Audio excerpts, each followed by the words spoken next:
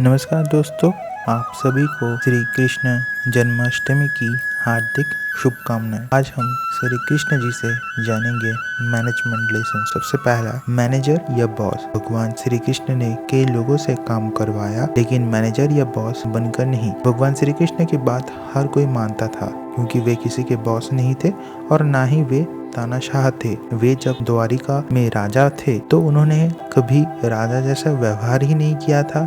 वे तो लोगों के साथ मित्र, सलाहकार और सहयोगी थे। उन्होंने कभी भी अपनी शक्ति का दुरुपयोग नहीं किया था। टीम वर्क किया, तभी तो पांडव जीत गए। दूसरा इम्पोर्टेंट लेसन, व्यापक सोच।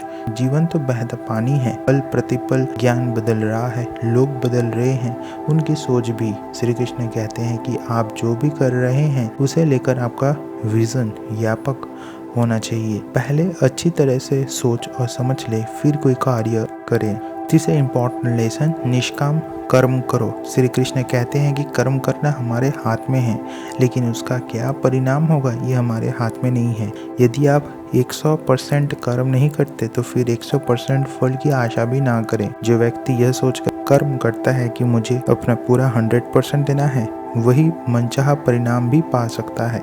ऐसा कोई कर्म नहीं है जिसका फल नहीं मिलता हो।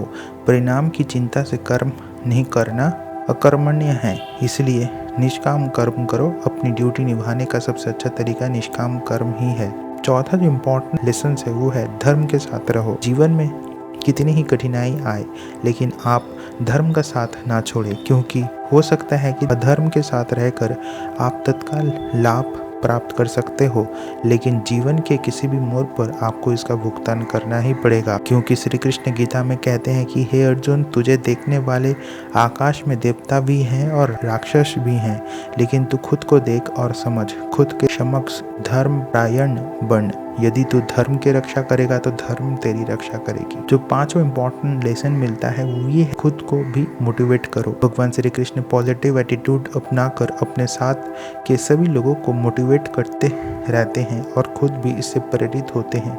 वे लोगों को मित्र बनाकर समझाते भी हैं, ज्ञान भी देते हैं और भाई या पिता बनकर जरूरत पड़ने पर डांटते भी हैं। ऐसे कई मौके आए जबकि उन्होंने अर्जुन, द्रौपदी और दुर्योधन को समझाया भी और डांटा भी, लेकिन उन्होंने कभी भी किसी का मोरल नहीं गिरने दिया। उन्होंने अपने शत्रुओं से भी बराबर का व्यवहार बनाए रखा।